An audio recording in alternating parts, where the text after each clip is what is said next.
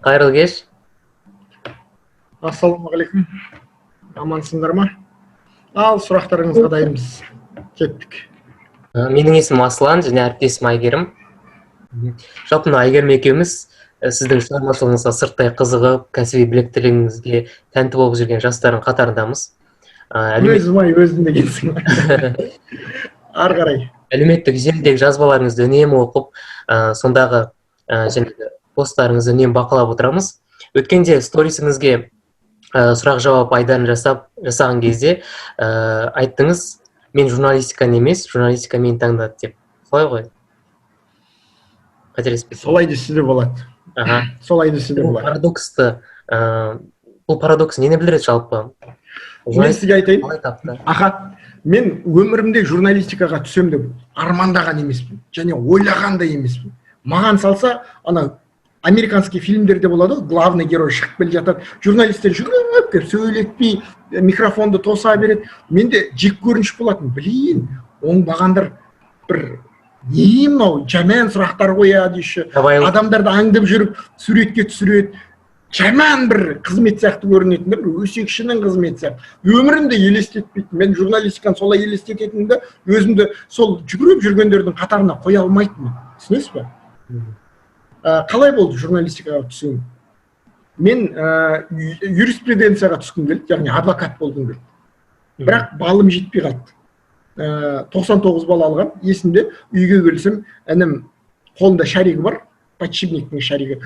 Нұрбек, басыңды бүйтші дейді, бүйтсем, мына шарик сенікі емес па дейді да. Яғни 100 шариктің біреуі кем деген сияқтыны айтып тұр ғой, 99 деп. Содан түсе алмай қалдым мен. Бірақ Томск университетінің юриспруденциясына түстім. Оған өтпекші болып атқанда үйдегілер қарсы болды. Тым алыс, Сібір, не істейсің? Скинхедтер қаптап тұрған кез ол кезде. Алматыдағы история философия дейтін факультетке түстім. Философия саясаттану факультеті, история философия мамандығын. Казгуда оқыдым. Өзімде менде мынандай миссия болады, қандай салаға келмейін, сол жерде мойындатып бірақ кетем. Қолынан түк келмеді ғой деген нәрсе болмау керек деген өзімде миссия бар. Ең алғаш сурет колледжіне түскенде де сондай болған. Ауылдан талантты болып келдім, бірақ қарасам айналамда менен де асып кеткен таланттар бар екен. Бірақ мен 3 жылдың ішінде олардан да асуға тырыстым да, барымды салып. Және мойындап шықтым мен. Философияға түстім, білетін мамандығым, потому что облыстық дарын мектебін бітірген мен. Мұғалімдердің алдында бір 2 айдың өзінде өзімді дәлелдеп тастадым да, ары қарай қоғамдық істерге қатысып жүрдім. Қатыспасам да сабағым жүре беретін дегендей.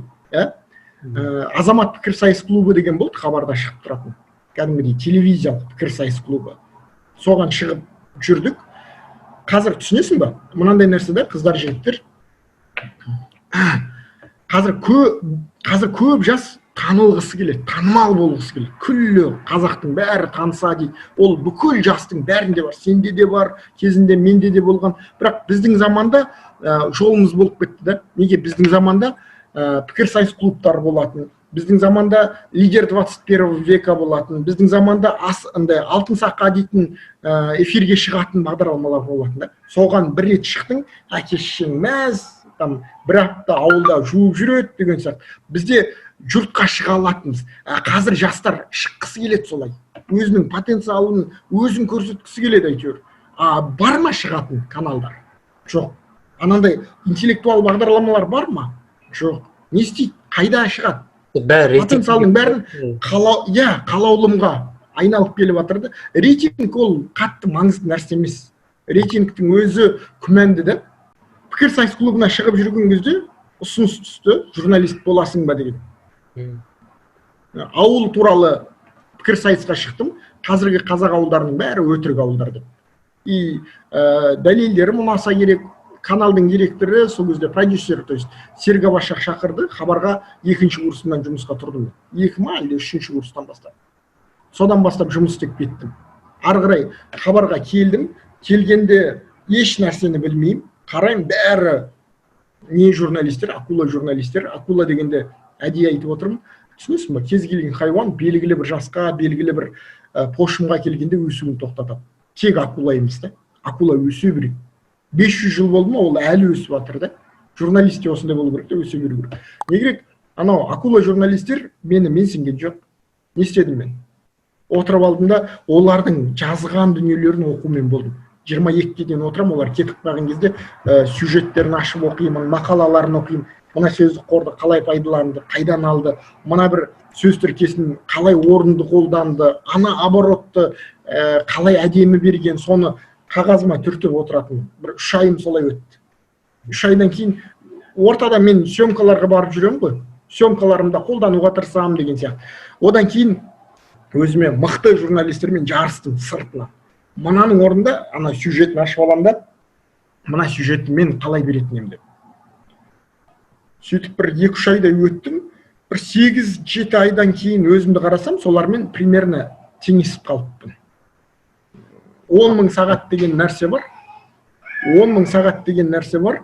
10.000 сағат деген. Өзің бір істе профессионал болғың келсе, соған 10.000 сағатыңды арнауың керек та. Айтуға ұзақ 10.000 сағат деген.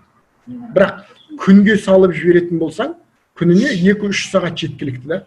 Сол жақсы көрген журналистика ма, тарих па, 2-3 сағат оқығанда да жай оқыма, түртіп ал, алдағы уақытта мақалаңда қолдан деген сияқты. Сөйтіп журналист болдым мен. Тағы бір постыңызды негізге алғым келіп тұр. Оқып қалдық, сол әлеуметтік желіңізді ақтарып отырып, әскери тақырып жамбасыма оң келетін, жақсы көретін тақырыптардың бірі депсіз. Егер журналист болмағанда әскери адам болуыңыз мүмкін бе еді? Мен, себебі бір парадокс, қызықты не бар. Мен мектеп бітіріп жатқан кезде әлсіз болдым да. 9-шы класс, 10-шы классыма дейін өте әлсіз, кәдімгідей қопал дейді ғой, сондай адам болған. Бірақ іштей ана Суворовтарды оқып, Суворов орындықтан қарғып өтіп кететін дегендерді оқып, ана орындықтан қарғып өтпекші болып, құлап, омақа салап, бірақ бір военный болуға ұмтылатынмын. Содан 11-ші класты бітіріп атқан кезде ұлттық қауіпсіздік комитеті бар ғой, соның академиясына тапсырамыз біздер.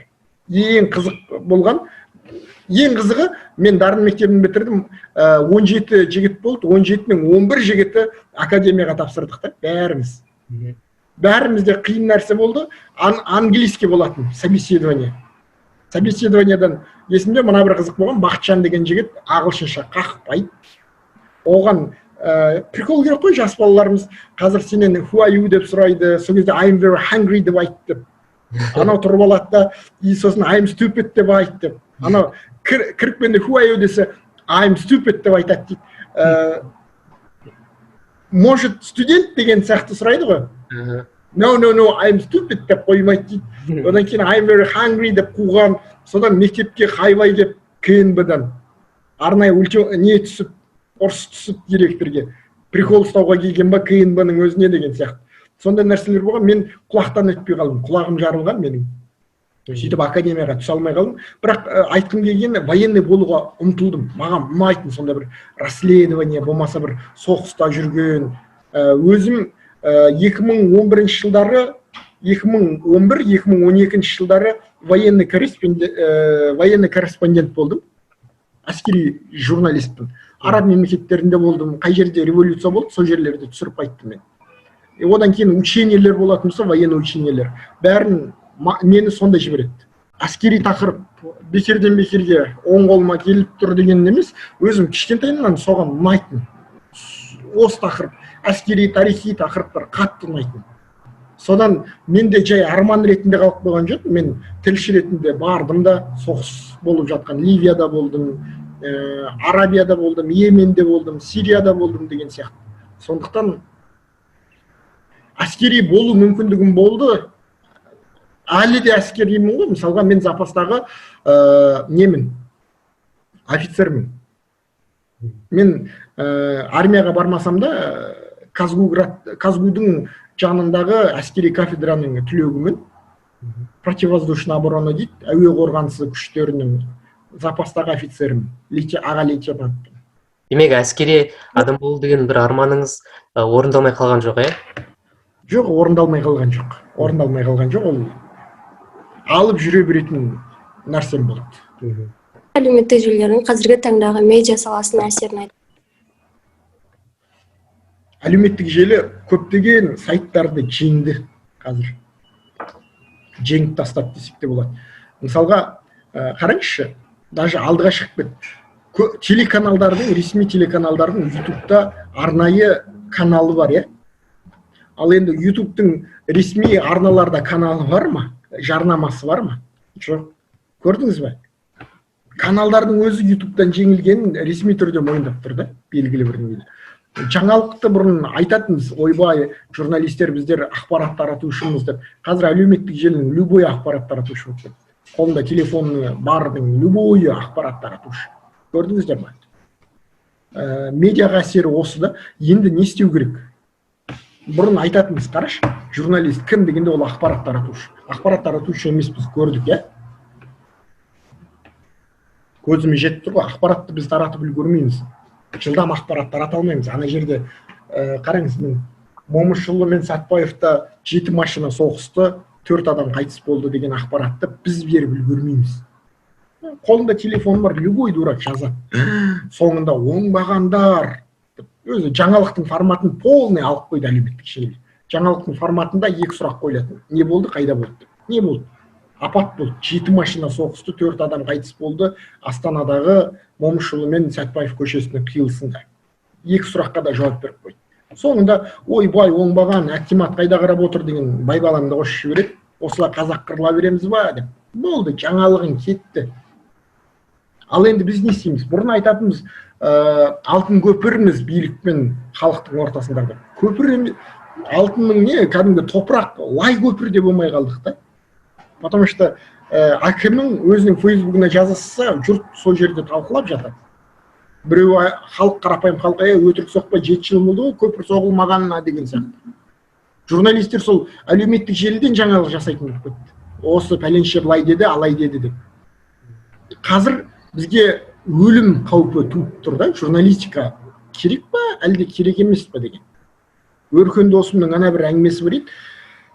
Күн системасында қанша планета бар дейтін. Қанша планета бар еді? Негізі 9. 9 планета бар еді. Тағы біреу бар. Плутонды алып тастап. Себебі кішкентай ғана несі, үлкендігі. Қазақстаннан сәл-ақ үлкен. Зачем деді да? Алып тастап. Тура сол секілді журналистиканда ғылым ретінде вообще қызмет ретінде алып тастау сондай нәрсе туып тұр да. Өйткені ютубтың кейбір каналдары телеарналардан әдемі сюжет жасайды. Фильмдер жасайды, байқадыңдар ма? Ютубтағы арналарына сұхбаттар шығып жатыр да. Ютубта кәдімгідей концерттер беріп жатыр. Әншілер ұжаны тикток емес, ана Қытайдағы бір бағдарламалар бар, соған шығып ән салып ақша түсіріп жатыр. Каналға қатты байлану керек болмай қалып жатыр. Сайттар онсыз да, сайттар ана Фейсбукта пәленше үйдеді, пәленше бүйдеді деген постты көшіріп басып жатыр. Өлетін сияқты. Бірақ қайтадан Плутонға келейікші.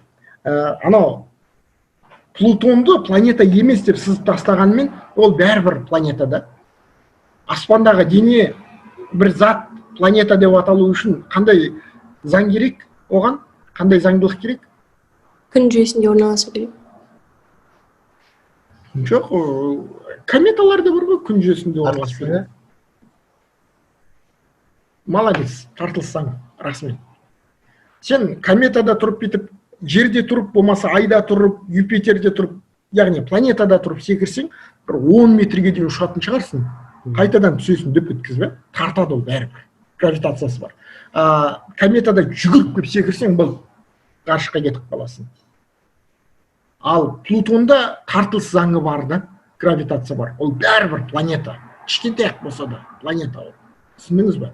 Айтайын дегенім, біздің журналистикада да осындай гравитация бар да. Біз сызып тастағанмен осы гравитацияны сақтай алсақ және жандандырсақ, онда біз журналистика қайтадан новый, жаңа реалдағы жаңа журналистика болады. Ол не? Сараптама, ол креатившілдік және ол нестандартный журналистика болу керек та.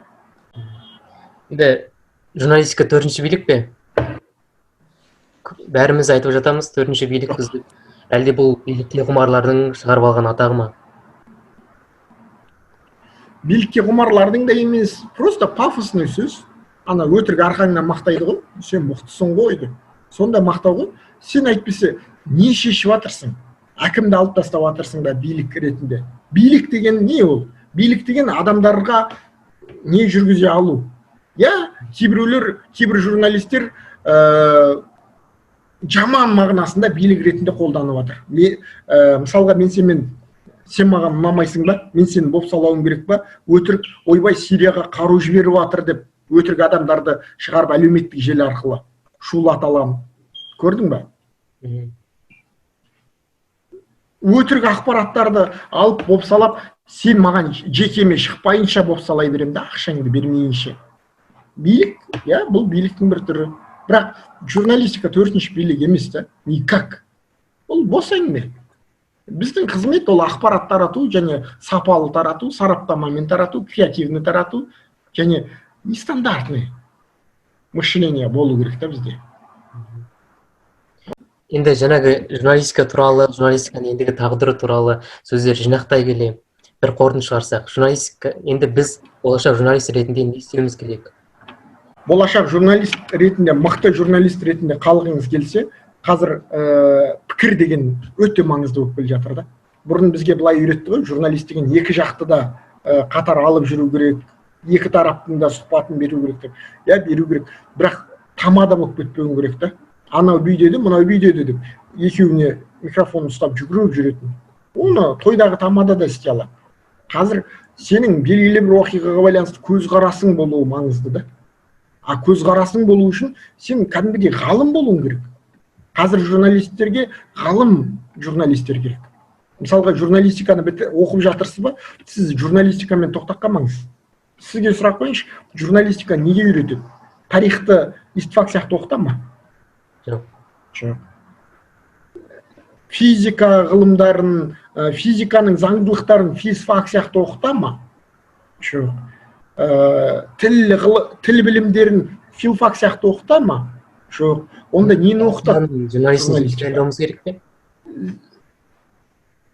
ЗКТ-ны жазуды, стендап жазуды үйрете ма? 4 жыл кете ма осыған? Бізде формат өзгерту керек та, журналистика факультеттеріне. Мысалға сен Аслан неге ыңғайлы болса, экономикаға ыңғайың болса, онда сені алып экономфакта 1 жыл болмаса 5 ай, 6 ай тереңдетіп оқытатын несінде меморандумдар болу керек та. 4 жыл ма, 4 жыл бойына қосымша сабақтар алып жүретін деген. Енді соңғы сұраққа қысқа жауап берсеңіз, өзіңіздің кәсібіңіздің шеңберіндегі бір өкінішіңіз, бір қорқынышыңыз және бір үмітіңіз. Бір өкінішіңіз бірінші. Бір өкінішім, мен тілді профессионал деңгейде білмейді екенмін. Ағылшын тілін. Нан сұрай аламын, еркін сөйлеймін. Сол жастайымнан ағылшын тіліне өте берік болғандай, ыңғайлы, өте бір жетік болмағаныма өкінемін. Бірінші өкінішім.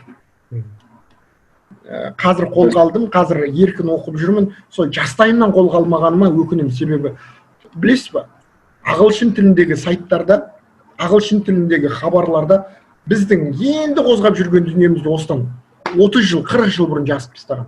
Суицид туралы мысалға, олар кешкі сағат 6-да қайтыс болатыны, олардың мына хатты былай жазса, ананы былай жазса деген бәрін зерттеп тастаған да.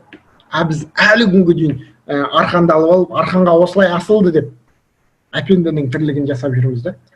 Ағылшын тілін ертерек білгенде мен қазіргі деңгеймен өте жоғары болатын. Бір өкінішім осы. Қазір қолға алдым, 3 жыл бұрын, 2 жыл бұрын. Сол өкінішім. Екінші, қандай дедің? Бір өкініш? Бір қорқыныш. Бір қорқыныш па? Қорқынышым менің сұранысқа сай болмай қалам ба деген қорқыныш болады. Оқып жатырмын, өзімді, жаңа акула дедім ғой, акула болуға тырысып, үнемі жетілдіріп жатырмын.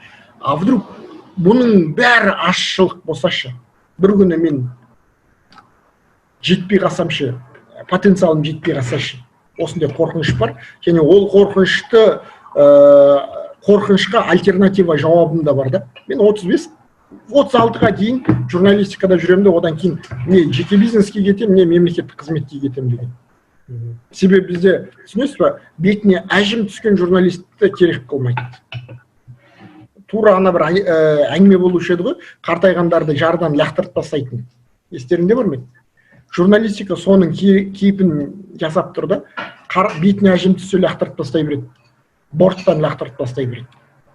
Кімді білесің? Кәдімгідей кәрі журналистердің, бәрі жылтыраған журналистер, бәрі потенциалы бар, түнде жұмыс істе десе түнде жұмыс істейтін жап-жастарды алғысы келеді. Ресейлік сияқты Парфенов болмаса Познер сияқты кәрі шалықтан жүр ма? Мықтылар. Сосын өзімізден де бар, біз өзіміз бір жасымыз 40-тан асқаннан кейін жұмыс істегіміз келмейді, ақыл айтқымыз келіп тұрады ғой. И менталитетіміз де бар, әлі бастық болған жоқсың ба деп. Оған бастық болу ұнамайтын шығар. Бір жасың 30-дан асқаннан кейін міндетті түрде бастық болу керек сияқты да. Билікке ұмтыламыз яғни. Осындай нәрселер бар. Сондықтан мен бір 36-ға дейін ғана жұмыс істейтін шығармын, иншалла. Одан кейін басқа бизнеске кетемін, болмаса мемлекеттік қызметке кетемін. Үмітіңіз? Ал үмітім журналистиканы бір көтерсем деймін да, сараптама жағын көтерсем деймін. Енді Нұрбек аға, осы уақытыңызды бізге бөліп, сұхбат бергеніңізге алғысымызды айтамыз. Сұрақ болмаса, баршаңызға рахмет. Сізге де көп рахмет. Айке, Аслан. Жолғамыз, хабарласып тұрыңдар. Жақсы. Алла жақсы. Курсыңызға сәттілік тілейміз, шығармашылық табыс тілейміз.